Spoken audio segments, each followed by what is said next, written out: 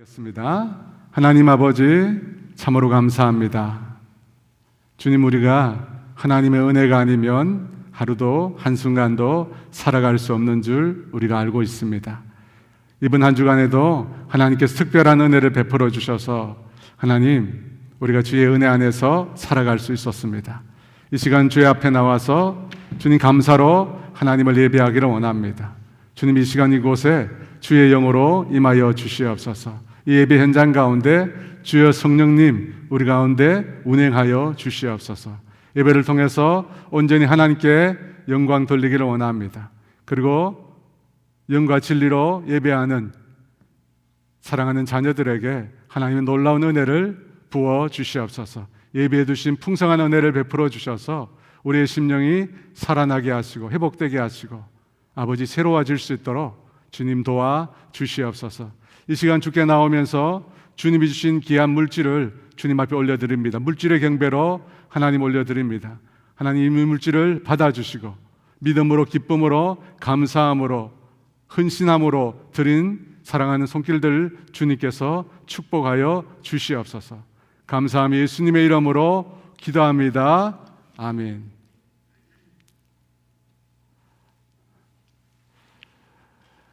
예수님을 믿는 사람과 예수님을 믿지 않는 사람들의 일상의 삶은 어떻게 다를까요? 예수님을 믿는 사람들은 매주일마다 교회에 출석하고 또 하나님께 헌금을 드립니다. 여러분, 이것이 믿지 않는 사람들과 다른 점일까요? 또 다른 것은 없을까요? 오늘 성경 말씀은 믿지 않는 사람들과 달리 믿는 사람들만의 일상적인 삶이 무엇인지를 분명히 말씀하고 있습니다. 그것이 무엇입니까? 항상 기뻐하고 쉬지 않고 기도하고 범사에 감사하는 것입니다. 여러분, 이 세 가지가 믿지 않는 사람들과 구별되는 이 믿는 성도들의 일상적인 삶의 모습입니다. 기뻐하고 기도하고 감사하는 것입니다. 그런데 이 세 가지 내용을 언급하고 있는 데살로니가 전서 더 좁혀서는 데살로니가 전서 5장 말씀은 이 특정한 상황에 대해서 이 말씀을 하고 있습니다. 곧 항상 기뻐하라, 쉬지 말고 기도하라, 범사에 감사하라는 말씀은 특정한 문맥 속에 담겨 있는 말씀이라는 것입니다. 그렇다면 그 상황, 그 문맥은 어떤 것일까요? 데살로니가전서 5장 1절에서 3절 말씀입니다. 형제들아, 때와 시기에 관하여는 너희에게 쓸 것이 없음은 주의 날이 밤에 도둑같이 이를 줄을 너희 자신이 자세히 알기 때문이라. 그들이 평안하다 안전하다 할 그때에 임신한 여자에게 해산의 고통이 이름과 같이 멸망이 갑자기 그들에게 이르리니 결코 피하지 못하리라. 어떤 상황, 어떤 문맥에서 이 말씀을 주신 것입니까? 예수님의 재림에 관한 부분입니다. 재림에 관한 그 상황과 문맥에서 이 말씀을 주셨다는 것입니다. 주의 날이 도둑같이 임한다고 합니다. 그날은 임신한 여인이 해산하는 고통같이 갑자기 이른다는 것입니다. 그와 같은 상황에서 곧 종말을 기다리며 살아가는 상황에서 믿는 성도들이 추구해야 할, 믿는 사람들이 추구해야 할 바람직한 일상의 삶이 무엇인가? 우리가 어떻게 이 종말의 때를 살아야 하는가? 라고 하는 질문에 대한 답으로 세 가지가 주어졌다는 것입니다. 여러분, 언제 예수님이 오실지 모르는 이 시점에 우리가 어떻게 우리 삶을 살아야 할까요? 어떤 사람처럼 집 팔고 땅 팔고 재산을 정리하고 가족도 버리고 깊은 산속에 들어가서 24시간 예수님이 오실 때를 간절히 기도하면서 기다려야 하는 것일까요? 여러분, 그렇지 않습니다. 이 종말의 때 예수님이 올 때를 기다리면서 우리가 해야 될 신앙의 삶의 모습을 세 가지로 말씀하고 있습니다. 세 가지를 행하는 것입니다. 항상 기뻐하고 쉬지 않고 기도하고 범사에 감사하는 것입니다. 여러분, 이것이 예수님을 기다리는 우리들의 일상적인 신앙의 삶의 모습이어야 한다는 것입니다. 그러면 좀 더 구체적으로 이 세 가지 내용이 무엇을 말씀하시는지를 함께 살펴보고자 합니다. 첫째는 항상 기뻐하라 합니다. 여러분, 이 말씀을 들으면 조금 거부감이 생기지 않습니까? 항상 기뻐하라. 기쁨이라고 하는 것은 사람의 감정이잖아요. 이 감정은 늘 시시때때로 바뀌는 것입니다. 그런데 항상 기뻐하래요. 여러분, 쉬지 않고 기도하라, 범사에 감사하라라고 하는 것은 조금 다릅니다. 그것도 항상 해야겠지만 기도는 행동이니까 쉽지는 않지만 쉬지 않고 기도하면 됩니다. 또 범사에 감사하라고 합니다. 감사는 우리의 의지적인 결단이 포함되잖아요. 내가 감사하기로 결단하면 되는 겁니다. 그런데 감정이라고 하는 것은 우리가 통제하기가 굉장히 어렵습니다. 슬픈 일을 당하면 당연히 슬퍼지는 것입니다. 자동적으로 나도 모르게 슬픔이 터져 나오는 것입니다. 반면에 기쁜 일을 맞으면 기쁨이 생겨나는 것입니다. 그걸 막으려고 해도 기쁨이 내 속에서 막 생겨나는 것입니다. 또 화나는 상황이면 화가 나는 것입니다. 여러분, 그것이 인간입니다. 인간의 감정이라고 하는 것은 내면에서 자연스럽게 흘러나오는 것입니다. 그래서 바보가 아닌 이상 항상 기뻐한다라고 하는 것은 불가능한 것처럼 보입니다. 억지처럼 느껴집니다. 마치 이 감정을 줄로 묶어가지고 기쁨만 나오도록 만들어야 될 것 같은 그런 생각이 듭니다. 그렇다면 항상 기뻐하라, 이 말씀을 우리가 어떻게 이해해야 할까요? 여러분, 이 말씀의 관건은 항상이라는 말이 있습니다. 우리가 기뻐는 하잖아요. 그런데 문제는 항상 하라는 것입니다. 어떻게 항상 합니까? 어떻게 우리가 항상 기뻐할 수 있습니까? 항상 기뻐해야 하는 이 기쁨은 이 기쁨의 유효기간이 정해져 있는 기쁨에서는 찾을 수가 결코 없습니다. 제가 예전에 한 권사님이 서울에 있는 이 건국대 앞에 새로 지은 아파트에 입주를 하셨다는 얘기를 들었어요. 이사 신방을 가야 하는데 조금 늦어져서 2달 지나서 제가 가정을 가게 되었습니다. 가보니까 30몇 층인데 제가 올라가 보니까 전망이 끝내주는 거예요.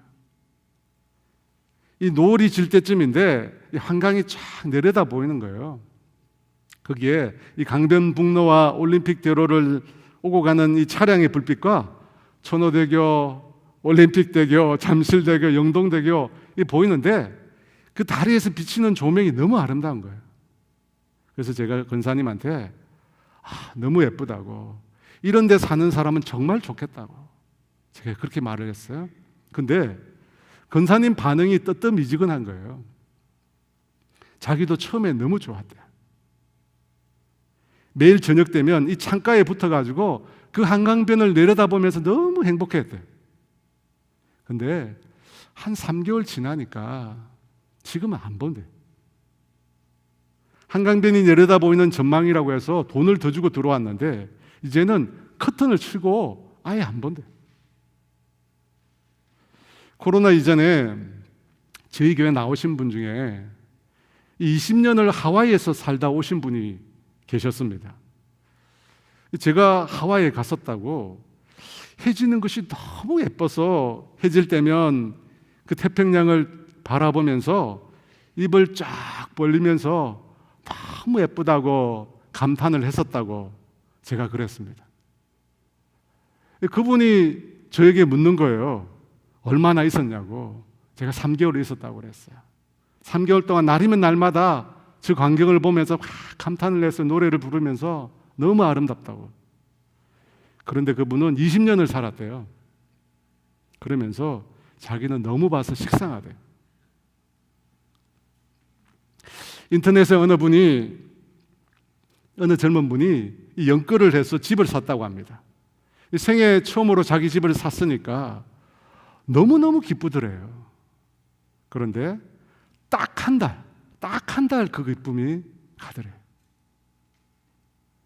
여러분, 자신이 땀 흘려서 수고해서 집을 사고 비싼 외제차를 사서 몰고 다니면 얼마나 기쁠까요? 열심히 일한 대가로 힘들게 그것을 샀으니까 기쁨이 오는 겁니다. 그런데 그런 것들에는 유효기간이 있더라는 것입니다. 처음에는 너무 기뻤는데 시간이 점점 흘러가면서 점점 그 기쁨이 줄어들더라는 겁니다. 그리고 나중에는 더 이상 기쁘지도 않더래요. 그렇습니다, 여러분. 현세적인 거, 눈에 보이는 것, 그것들은 우리를 항상 기뻐하게 만들지는 못합니다. 잠시 잠깐이에요. 여러분, 지나고 나면, 유효의 기간이 지나고 나면 더 이상 그것에서 기쁨이 생기지 않습니다. 그래서 여러분, 우리가 항상 기뻐하기 위해서는 유효기간이 없는, 유효기간이 존재하지 않는 절대적이고 초월적인 것에서, 항상 기뻐할 수 있는 것에서 기쁨을 얻어야 합니다. 그 기쁨은 창조주가 되시는 하나님께로부터 우리에게 임하는 것입니다. 시편 16편 11절 말씀입니다. 주께서 생명의 길을 내게 보이시리니 주의 앞에는 충만한 기쁨이 있고 주의 오른쪽에는 영원한 즐거움이 있나이다. 주 앞에는 충만한 기쁨이 있고 주의 오른쪽에는 영원한 즐거움이 있다고 말씀하고 있습니다. 시편 84편 10절에도 이렇게 말씀합니다. 주의 궁정에서의 한 날이 다른 곳에서의 첫날보다 나은즉 악인의 장막에 사는 것보다 내 하나님의 성전 문지기로 있는 것이 좋사오니. 주의 궁전에서 곧 주님과 함께하는 한 날이 다른 곳에서의 첫날보다 낫다고 합니다. 왜 그렇습니까? 주님과 함께하는 그 삶에 충만한 기쁨, 영원한 즐거움이 있기 때문입니다. 예수님 당시 여리고에 삭개오라는 세리장이 있었습니다. 당시 여리고는 이 유대의 3대 세관 중에서 가장 큰 세관이 있었던 곳입니다. 그곳의 수장이 삭개오였습니다. 삭개오는 이 세리장이라는 그의 직업 때문에 동족의 피를 빨아먹는 매국노로 많은 사람들의 지탄을 받았습니다. 그래서 세리장으로 많은 부를 소유하고는 있었지만 그에게는 인생의 기쁨이 전혀 없었습니다. 삭개오가 얼마나 갈급한 영혼이었냐면 예수님을 보고 싶어서 10대 미만의 아이들만 노는 무화과 나무에 올랐다는 것입니다. 당시 사람들이 중요하게 생각하는 체면이나 사회적 신분이나 사람들의 시선을 의식해서는 절대 그곳에 오를 수가 없습니다. 그런데 그 모든 것을 다 제쳐놓고 삭개오가 그 나무에 올랐다는 것입니다. 그 이유는 단 한 가지, 예수님을 보려고 했던 것입니다. 그런데 예수님께서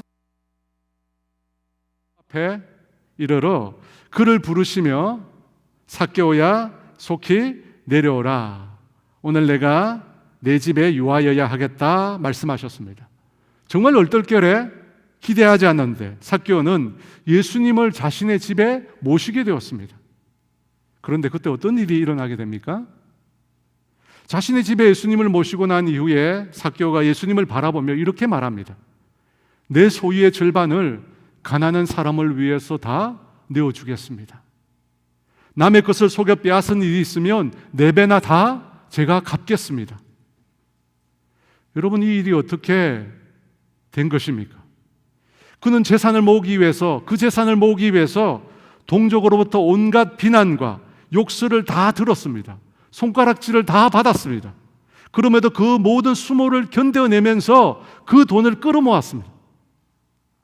그런데 그 생명 같은 자신의 소유의 절반을 가난한 사람을 위해서 주겠다는 것입니다. 또 속여 빼앗은 일이 있으면 4배나 보상하겠다고 말을 하고 있습니다.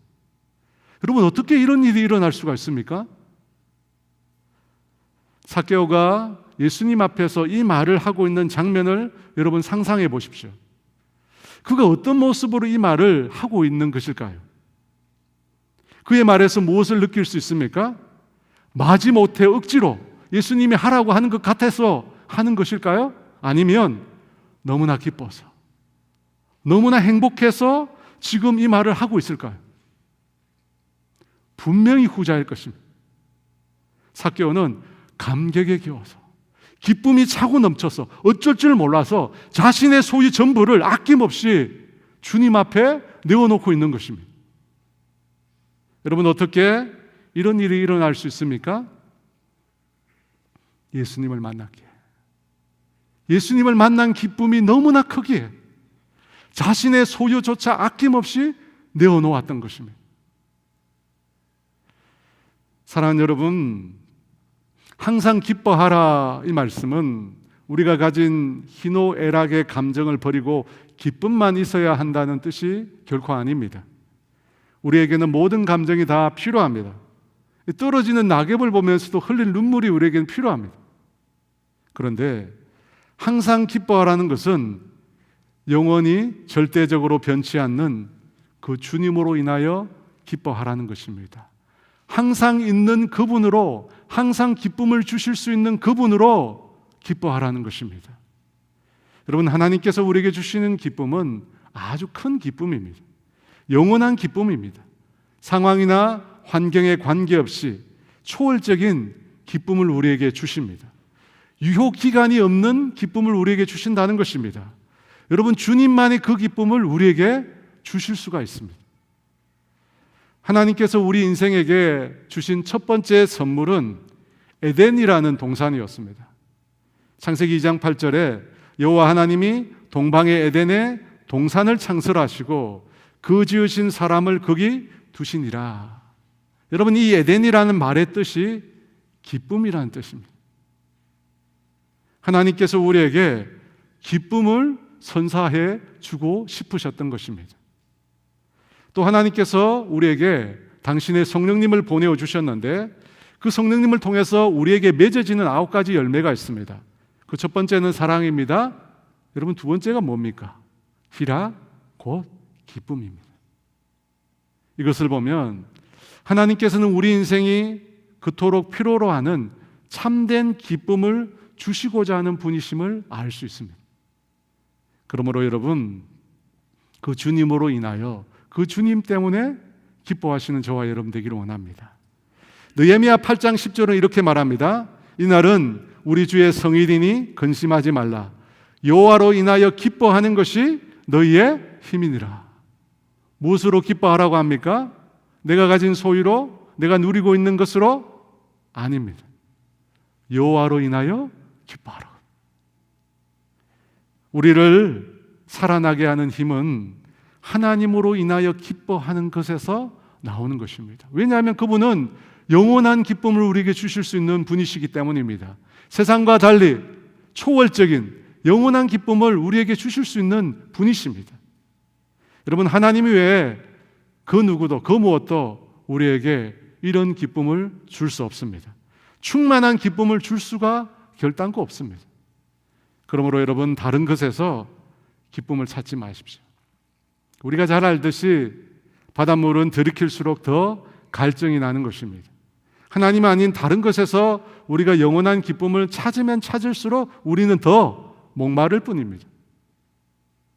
그러므로 우리에게 참된 기쁨이 되시는 그 주님 앞에 나아가시기 바랍니다. 그 주님을 만나시기 바랍니다. 그 주님을 통해서 영원한 기쁨을 날마다 누리시기를 주의 이름으로 축원합니다. 여러분, 그것이 항상 기뻐하라는 뜻입니다. 두 번째, 말세를 사는 그리스도인의 일상적인 삶은 쉬지 말고 기도하라는 것입니다. 여기서도 우리가 의문을 갖는 말은 당연히 쉬지 말고라고 하는 표현일 것입니다. 이 쉬지 말고라고 하는 표현이 무엇을 말하는 것일까요? 24시간 기도에만 전념하라, 그런 의미일까요? 저는 하루에 최고 18시간 기도한다는 분의 설교를 들은 적이 있습니다. 그분이 그것을 가지고 세미나를 했어요. 처음에는 1시간도 못했는데 나중에 18시간을 기도하게 되었대요. 그분의 얘기를 들어보면 잠은 거의 주무시지 않더라고요. 그렇게 오래 기도하는 것이 쉬지 말고 기도하라라고 하는 뜻일까요? 만약 그런 뜻이라면 우리 중에 그 누구도 이 말씀을 지키지 못할 것입니다. 이 쉬지 말고라고 하는 단어는 이 세 개의 단어로 조합이 되어 있습니다. 이 말고라고 하는 이 부정어와 뭐뭐까지 뭐뭇을 통해서라고 하는 전치사와 마지막으로 밑바닥 혹은 10년이라는 단어, 이 세 가지 단어가 합해서 쉬지 말고라는 단어가 만들어졌습니다. 그 단어를 조합해 보면 이 쉬지 말고라는 뜻은 밑바닥까지 이르도록 멈추지 않는 이라는 뜻이 됩니다. 밑바닥에 이르도록 멈추지 않는, 혹 이 말은 기도를 밑바닥까지 이르도록 멈추지 않는다는 것입니다. 쉽게 말해서 그 어떤 경우에도 기도를 중단하지 말라는 뜻이 됩니다. 너무나 견디기 어렵고 이해할 수 없는 극한 상황이 올지라도 기도를 멈추지 말라는 것입니다. 계속 기도하라는 것입니다. 아무리 힘들고 어려워도 기도만은 중단하지 말라는 것입니다. 여러분, 이것은 참 어렵습니다. 왜냐하면 우리는 제일 먼저 중단하는 것이 기도잖아요. 여러분, 몸이 아프고 마음이 힘들면 기도가 안 나옵니다. 기도가 안 돼요. 그래서 기도하러 왔다가 그냥 돌아가잖아요. 기도가 안 되니까. 그런데 오늘 말씀은 끝까지 포기하지 않고 기도만은 중단하지 말라고 합니다. 다 내려놓아도, 심지어 먹을 것을 내려놔도 기도만은 멈추지 말라고 합니다. 왜 그럴까요? 왜 쉬지 말고 쉬지 않고 기도해야 하는 것일까요? 오늘 본문에 사용된 이 기도라는 단어는 저와 우리가 흔히 알고 있는 그 기도가 아닙니다. 우리가 흔히 말하는 이 기도라는 것은 우리의 필요를 하나님께 간구하는 것이잖아요. 여러분, 그렇잖아요. 내가 뭔가 필요가 있을 때 하나님 앞에 그것을 간구하는 것을 우리는 기도라고 합니다. 그때 그 기도를 데오마이라고 하는 헬라어로 씁니다. 데오마이. 우리의 필요를 하나님께 데오마이 한다는 것입니다. 그런데 이 쉬지 말고 기도하라에서는 데오마이가 아닙니다. 데오마이가 아니고 프로슈코마이라고 하는 헬라어를 사용하고 있습니다. 이 단어는 우리의 필요가 아니라 하나님의 뜻에 초점을 맞추는 기도를 말합니다. 그래서 이 쉬지 말고 기도하라는 말씀을 정리하면, 말세를 살아가는 그리스도인들은 아무리 힘들고 어려운 상황이 와도 하나님의 뜻을 묻는 기도를 멈추지 말라는 뜻이 됩니다. 왜 그렇습니까? 왜 하나님의 뜻을 묻는 기도를 멈추지 말아야 합니까? 그 힘들고 어려운 상황을 헤쳐나갈 수 있는 답이 하나님께로부터 오기 때문입니다. 그래서 하나님께 묻는 그 기도를 중단하지 말라고 말하는 것입니다. 여러분, 이것이 핵심입니다. 대부분의 신앙인들은 자주 기도하지 않습니다. 여러분, 솔직히 얘기해서 자주 기도하지 않습니다. 그렇게 자주 기도해야 할 필요를 느끼지 못하기 때문입니다. 왜냐하면 그분들에게 있어서 기도라는 것은 내 필요를 하나님께 구하고 하나님께로부터 이 내 필요에 대한 응답을 받는 것이 기도라고 생각하기 때문입니다. 그래서 기도해야 할 필요가 있을 때만 기도하는 거죠. 어려운 일이 생기거나 문제가 생기거나 뭔가 삶에 고난이 왔을 때 그때만 기도하는 것입니다. 하지만 그 외에는 기도할 필요가 없습니다. 왜? 기도라는 것은 내 필요를 간구하는 것이니까요. 여러분, 사는 게 얼마나 바쁩니까?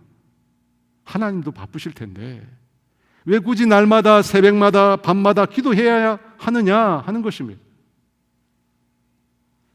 그런데 그런 기도 생활을 하시는 분은 그 신앙의 중심이 나 자신입니다. 내가 필요하면 기도하러 가는 거죠. 내가 필요하면 하나님 앞에 가는 거죠. 내가 그 신앙생활의 중심인 것입니다. 그래서 내가 필요하지 않으면 기도하러 가지 않는 것입니다. 그런데 오늘 쉬지 말고 기도하라는 이 말에서의 기도인 프로슈코마에는 나 자신이 아닌 하나님의 뜻에 초점을 맞추고 기도하라는 것입니다. 곧 하나님의 뜻을 묻는 기도를 하라는 것입니다. 이 기도는 내가 중심이 아닙니다. 누가 중심입니까? 하나님이 중심이죠. 하나님이 중심인 겁니다. 하나님의 뜻을 아는 것이 중요하다는 것입니다. 그래서 이 기도 생활은 내가 원할 때만 해서는 안 됩니다. 내가 원할 때, 내가 필요할 때 하나님께서 당신의 뜻을 알려주신다는 보장이 없습니다. 그래서 항상 쉬지 않고 아무리 힘들고 어려워도 기도하는 것을 멈추지 말아야 합니다. 왜? 언제 하나님이 응답해 주실지 모르니까, 언제 답을 주실지 모르니까 하나님의 뜻을 계속해서 물어야 하는 것입니다. 여러분, 이 기도는 하나님 중심의 기도입니다. 하와이 코나에서 제가 생활할 때입니다. 이 3개월이었지만 저는 그렇게 오랫동안 미국 생활을 해본 적이 없었습니다. 제 예상과 달리 미국 사람들은 일찍 자고 일찍 일어나더라고요. 저녁 9시, 10시 되면 이 캠퍼스에 있는 모든 집들이 다 불을 꺼요. 10시쯤 되니까 이건 완전 강제 취침이에요. 왜냐하면 다 불이 꺼져 있거든요. 저희 집만 불을 켜놓고 있을 수가 없잖아요. 게다가 이 창문이 크고 나무로 만들어져 있으니까 바깥에서 보이는 것 같았어요. 그래서 저도 10시쯤 잠을 잤어요. 그런데 10시쯤 잠이 드는데 아무리 자도 5시면 깨는 거예요. 이 목사의 직업병이 새벽기도라 아무리 자도 새벽기도 시간이 되면 잠이 깨는 겁니다. 이제 아침 식사는 6시 반이에요. 그러니까 그동안 할 일이 없으니까 불을 켤 수도 없잖아요. 다 자고 있으니까. 기도실에 가서 기도를 했습니다. 이 기도실에 가서 기도를 하는데 기도할 게 없는 거예요. 기도할 게 없어요. 왜냐하면 한국에 있을 때는 매일매일 해야 할 일들이 참 많았거든요. 신방도 가고 면담도 하고 설교도 하고 제자훈련도 해야 되고 여러 가지 해야 될 교회 일들이 너무 많았어요. 그러니까 그걸 가지고 매일매일 기도를 했던 거죠. 그런데 그곳에 가니까 아무 사역이 없어요. 연락도 잘 안 돼요. 카톡도 안 돼요. 그러니까 할 일이 없는 거예요. 그러니까 기도할 것도 없는 거예요. 목사가 기도하러 갔는데 기도할 내용이 없는 겁니다. 그때 하나님께서 제 마음속에 내 기도의 목적을 나를 만나는 것으로 하지 않겠느냐고 제게 물어보셨어요. 그때까지 저는 하나님 앞에 기도하러 나가면서 늘 나 자신의 필요, 나 자신의 목적, 그것을 가지고 하나님 앞에 나아갔던 것입니다. 그런데 하나님 말씀은 하나님 당신을 만나는 것을 유일한 목적으로, 하나님을 만나는 것은 유일한 목적으로 하나님 앞에 나오기를 원하신다는 것입니다. 제 자신이 가지고 있는 모든 기도 제목을 내려놓고 하나님과 대화하고 하나님과 교제만을 하러 기도하기로 나오기를 원하셨던 것입니다. 여러분, 이것이 오늘 본문이 말하고 있는 기도입니다.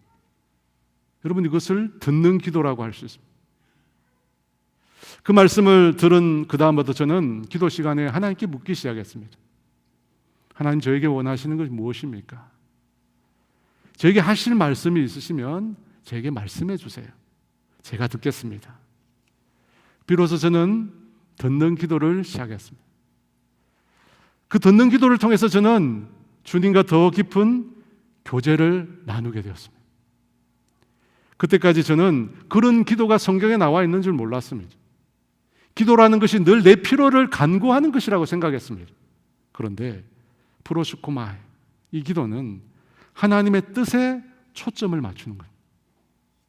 하나님의 뜻에 초점을 맞추기 위해서는 내가 가지고 있는 생각, 나의 계획, 나의 필요 다 내려놔요.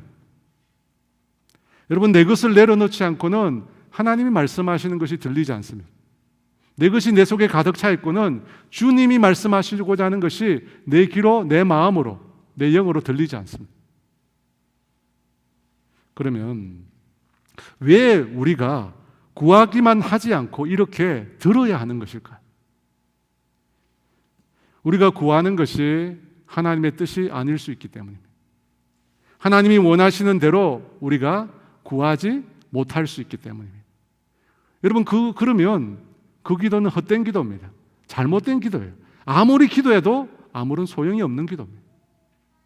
그래서 올바로 기도하기 위해서는 하나님으로부터 들어야 하는 것입니다. 듣기 위해서 내 생각, 내 판단, 내 계획, 내 목적 다 내려놓아야 합니다. 더 정확하게는 내가 기도의 주인됨을 포기해야 합니다. 여러분, 그렇게 내 것을 내려놓고 주님께로부터 듣기 시작하면 비로소 하나님의 뜻을 알게 됩니다. 여러분, 쉬지 말고라는 말은 밑바닥 시면에 이르도록 중단 없이 기도하라는 뜻입니다.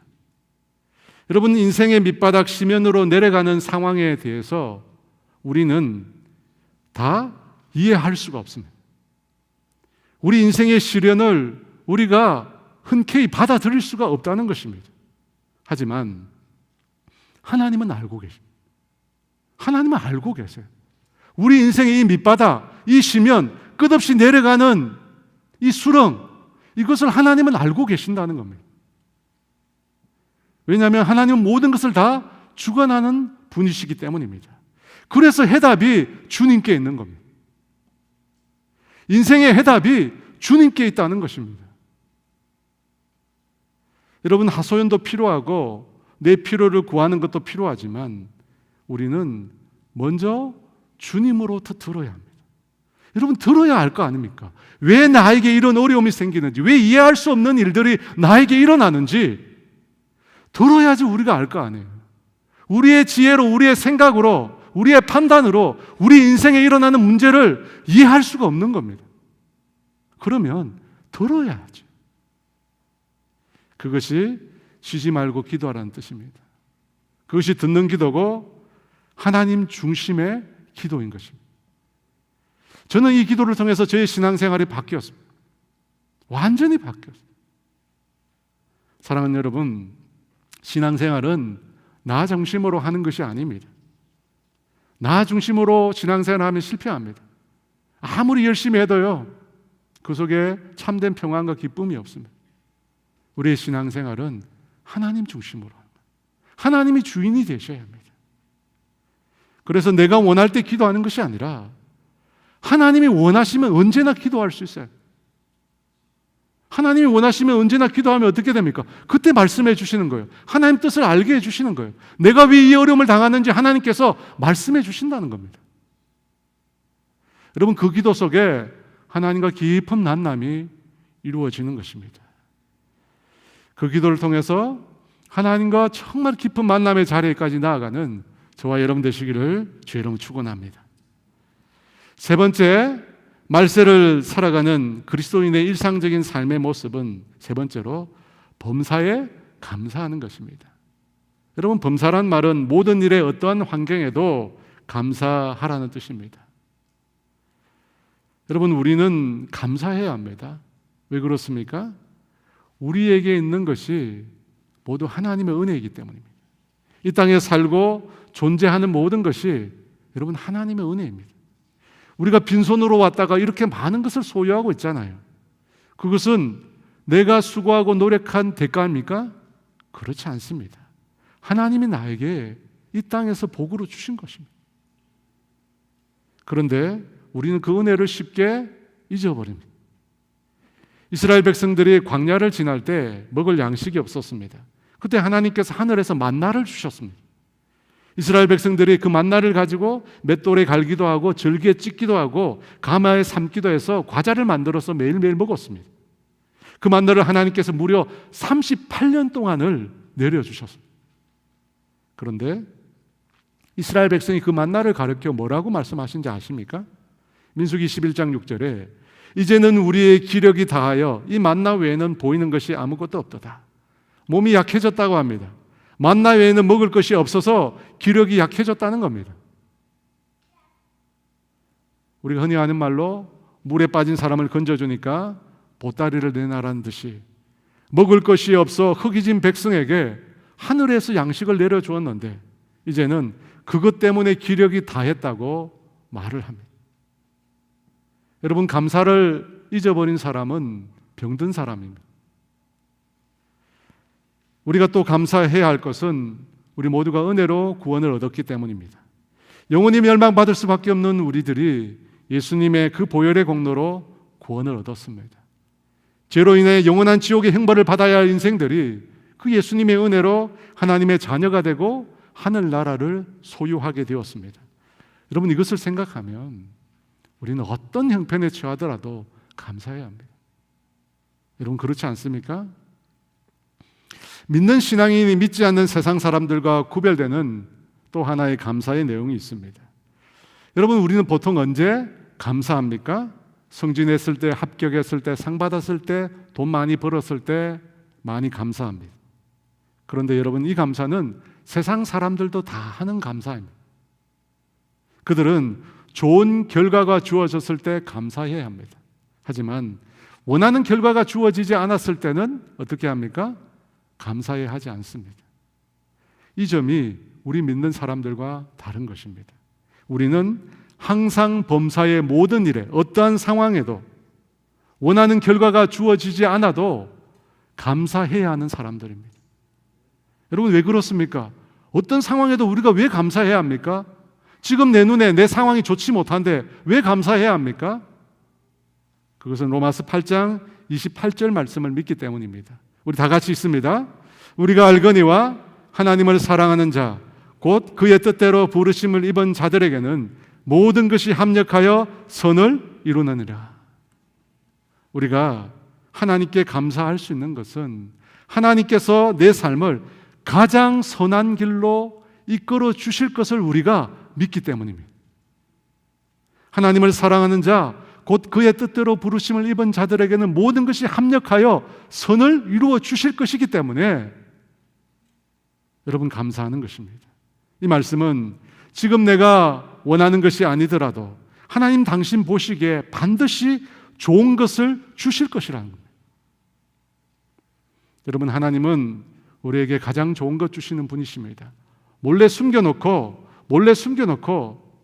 그런 분이 아닙니다. 지금 내 눈에 좋아 보이지 않더라도 결국에는 하나님 당신의 눈에 선한 길로 우리를 이끌어 주실 것입니다. 여러분, 우리는 그것을 믿습니다.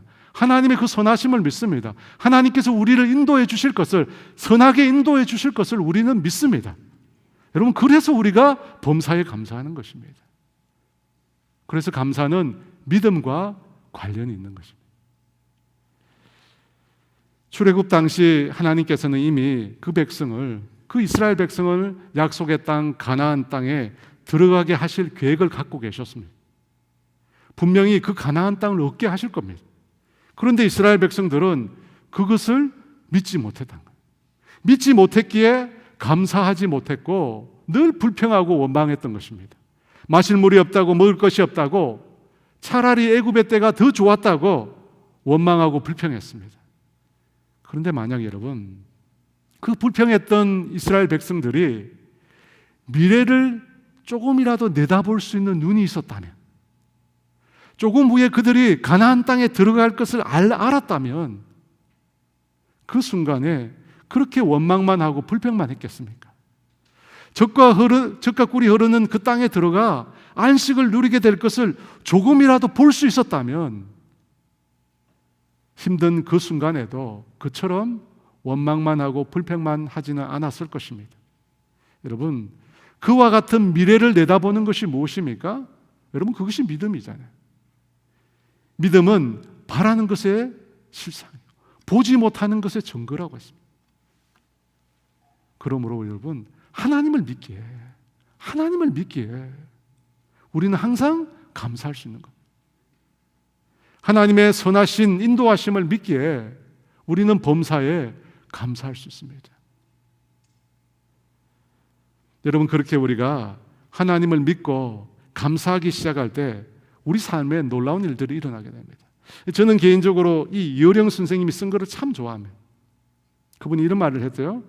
감사는 벽에 던진 공과 같다. 감사는 벽에 던진 공과 같다. 감사를 던지면 감사가 튀어나옵니다. 감사를 던지면 던질수록 감사가 나에게 일어나는 것입니다. 2017년도 경기도 광주에 사는 그때는 집사님이셨는데 지금은 권사님이 되신 분이 있습니다. 그때 연세가 70이 조금 넘으셨는데 이분 성격이 굉장히 적극적이고 유머러스하고 목사에게도 말씀을 잘 거시는 그런 재밌는 분이셨습니다. 근데 어느 날 주변 분들이 큰 일이 일어났다고 목사님 제발 신방 좀 와달라는 겁니다. 제가 가보니까 이분이 완전히 넋이 나간 상태입니다. 그 말 잘하시는 분이 말이 없어요. 실어증이 걸린 것 같았습니다. 잠도 못 주무시고 밥도 못 드시고 교회는 당연히 안 나오시고 완전히 우울증에 걸려 계신 겁니다. 이유를 들어보니까 남편이 몇 년 전에 먼저 세상을 떠나셨는데 유산으로 집사님 앞으로 집과 돈을 조금 남기셨대요. 그런데 딸과 사위가 전라도 강진에서 오리 농장을 한다고 그 집사님을 설득해서 남편의 유산과 집을 담보로 은행에서 많은 대출을 받아가지고 사업을 시작하신 것입니다. 그런데 그해 조류 독감으로 이 오리가 다 집단 폐사를 한 것입니다. 그러자 은행에서 자금 회수가 들어온 겁니다. 집안 곳곳에 빨간 딱지가 붙은 것입니다. 그걸 보면서 이분이 불안과 염려와 두려움이 밀려온 것입니다. 그래서 먹지도 자지도 않고 계속 울기만 하십니다. 제가 신방하면서 말씀을 전하는데 하나님께서 제 마음 가운데 감사에 대한 말씀을 주셨습니다. 그래서 제가 염려하지 말고 감사하라고 했습니다. 염려의 생각이 몰려올 때마다 감사하라고 했어요. 감사. 알리겠다고 하시긴 하는데 과연 이 목사의 말대로 순종할까 그런 생각이 들었습니다. 제가 그분이 걱정이 되어서 주변 분들에게 자주 방문을 하시라 부탁을 드렸습니다. 제가 부탁을 안 드려도 이분들이 사랑이 많으셔서 자주 그 집을 방문하셨어요. 그런데 어떻게 되었을까요?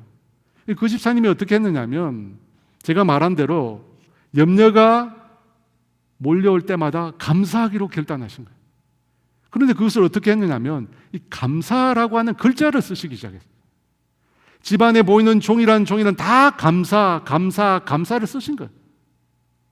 염려가 몰려올 때마다 감사를 쓰셨는데 그 집에 큰 달력이 있는데 거기에는 앞뒤로 수백 번을 감사를 쓰신 거예요. 감사. 목사가 염려가 몰려올 때마다 감사하라고 하니까 종이에 그걸 쓴 거예요. 여러분 그 다음에 어떻게 되었을까요? 몇 주 지나서 교회로 오셨더라고요.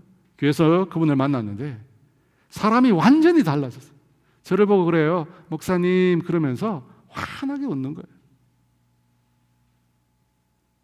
잠도 잘 자고 먹기도 잘하고 너무 좋아졌다는 거예요. 문제가 해결되어서 그렇게 달라졌을까요? 아니요. 전혀 문제가 해결되지 않았습니다. 감사하기로 결정하니까. 염려의 상황에도 감사하니까. 하나님께서 가장 좋은 것을 주실 줄 믿고 감사하니까. 다시 그 마음 가운데 평안이 찾아온 것입니다. 당연히 그 뒤에 그 염려했던 문제도 다 해결이 되었습니다. 여러분 이것이 감사의 능력입니다. 사랑하는 여러분, 우리가 범사에 감사할 수 있는 것은 좋으신 주님이 우리와 함께 계시기 때문입니다. 그 주님께 감사로, 여러분 감사가 하나님이 기뻐하시는 가장 큰 예배 중에 하나입니다. 감사로 영광 돌리시는 저와 여러분 되시기를 주의 이름으로 축원합니다. 함께 찬양하기를 원하는데요. 원래 감사에 대한 찬양을 해야 되는데 제가 은혜 아니면이라고 하는 찬양을 선정을 했습니다. 기도하면서 이 찬양이 너무나 절절히 와닿아서요. 은혜 아니면 살아갈 수가 없네. 호흡마저도 다 주의 것이니. 우리 함께 찬양하도록 하겠습니다. 은혜 아니면 살아갈 수가 없네. 호흡마저도 다 주의 것이니. 세상 평안과 위로 내게 없어도 예수, 오직 예수뿐이네. 은혜 아니면 은혜 아니면 살아갈 수가 없네. 마음마저도 다 주의 것이니 세상 평안과 위로 내게 없어도 예수 오직 예수뿐이네. 크신 계획 다 볼 수도 없고 작은 고난에 지쳐도 주께 묻기 나의 모든 삶 버티고 견디게 하시네. 크신 계획 크신 계획 다 볼 수도 없고 작은 고난에 지쳐도 주께 묻기 나의 모든 삶 버티고 견디게 하시네.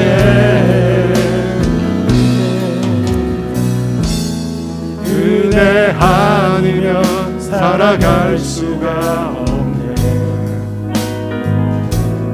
나의 모든 것 다 주께 맡기니 참된 평안과 위로 내게 주신 주 예수 오직 예수뿐이네. 크신 계획 다 볼 수도 없고 작은 고난에 지쳐도 주께 묻기 나의 모든 삶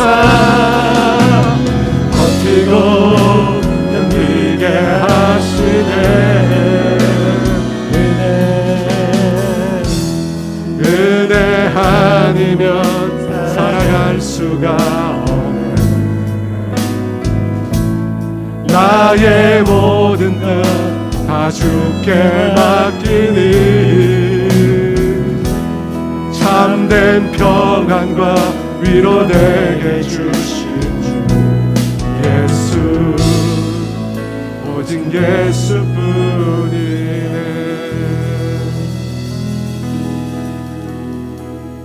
여러분 신앙생활 어떻게 하는 것입니까? 예수님으로 하는 겁니다. 예수님으로 하는 겁니다. 항상 기뻐하라 쉬지 말고 기도하라 범사에 감사하라. 이 말씀을 바꿔 말하면 항상 주님으로 기뻐하라. 주님의 뜻을 쉬지 말고 구하라. 범사에 주님의 인도하심을 신뢰하고 감사하라 라는 뜻입니다. 여러분 눈에 보이는 것 유한한 것으로 우리가 항상 기뻐할 수 없습니다. 오직 주님 앞에만 우리가 그토록 원하는 충만한 기쁨이 있고 영원한 즐거움이 있습니다. 주님만이 우리 인생에게 진정한 영원한 기쁨과 만족을 주실 수 있습니다. 여러분 다른 것에서 찾지 마십시오. 평생 찾아오셨잖아요. 없어요. 유효기간이 정해져 있는 이 세상의 것들은 우리를 더 목마르게 할 뿐입니다. 주님을 찾으십시오. 쉬지 말고 기도하라. 인생의 밑바닥까지 내려가더라도 기도를 포기하지 말라. 멈추지 말라. 하나님께만 이해할 수 없는 우리 인생의 문제에 대한 해답이 있기 때문입니다. 주님께 답이 있어요. 주님께 물으라는 것입니다. 내 목소리만 내면 주님의 음성이 들리지 않습니다. 내 생각, 내 계획, 내 목적을 내려놓고 주님이 말씀하시는 것을 들으려고 하십시오. 주님은 반드시 여러분에게 말씀하실 것입니다. 여러분 우리는 감사할 것밖에 없는 사람입니다. 모든 것을 다 가지고 우리가 모든 것을 다 가지고 있어요. 그러므로 여러분 주님이 베푸신 그 은혜에 감사하시기 바랍니다. 주님이 베푸신 그 구원에 감사하시기 바랍니다. 여러분 우리는 주님을 믿습니다. 주님은 사랑하는 자녀에게 가장 좋은 것으로 주시는 분이시기 때문입니다. 하나님을 사랑하는 자, 곧 그 뜻대로 부르심을 받은 자들에게는 모든 것이 합력하여 선을 반드시 이루실 것입니다. 여러분, 그 주님을 신뢰하십시오. 그리고 감사하십시오. 감사의 능력이 있습니다. 여러분, 이 세 가지 가지고 우리 주여 함께 부르며 기도합니다. 주여!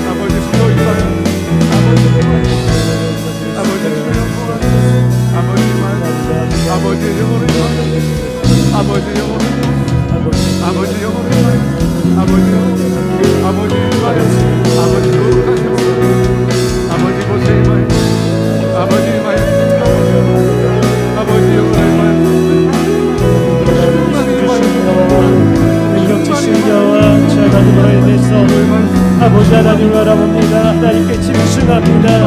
아버지, 내 하나님이 아니라 내 원하는 삶이 아니라 하나님을 위한 삶, 하나님과 함께하는 삶, 주님과 동행하는 삶이 되게 하여 주시옵소서.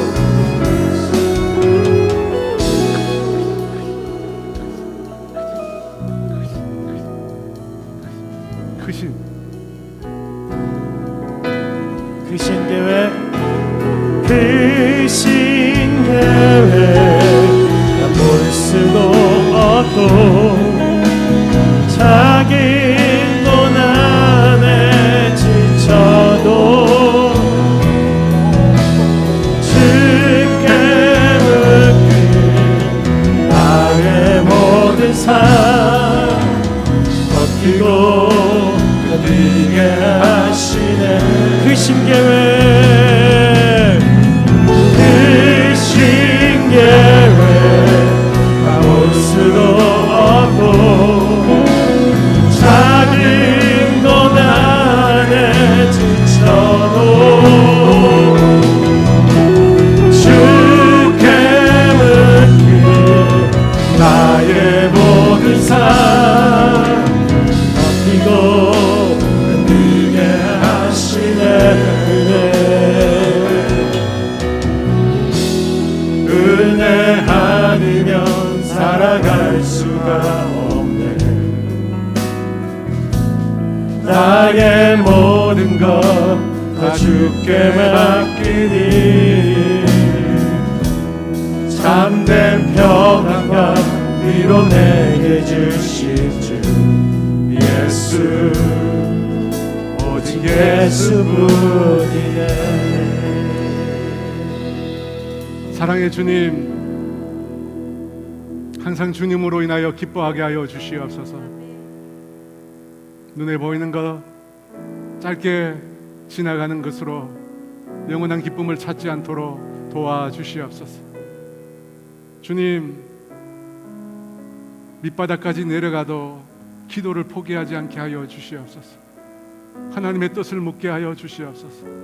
나에게 말씀하시는 그 주님의 음성을 들을 수 있도록 도와주시옵소서. 내 생각과 내 계획과 나의 판단과 나의 모든 것을 주님 앞에 내려놓습니다. 주님, 우리의 주인 되어 주셔서 친히 말씀하여 주시옵소서. 주님, 주님의 인도하심을 믿습니다. 가장 선한 것으로 나에게, 가장 선한 것으로 우리 가족에게, 가장 선한 것으로 우리 교회에게 주님은 인도해 주실 것입니다. 그 주님 믿습니다. 그래서 주어진 내 삶의 모든 것에 감사하길 원합니다. 지금은 우리 주 예수 그리스도의 은혜와 하나님의 다함이 없는 사랑하심과 성령님의 교통하심과 임재하심이 기뻐하고 기도하고 감사하기로 결단하는 사랑하는 성도들 위해 이제로부터 영원토록 함께 하시기를 간절히 축원하옵나이다.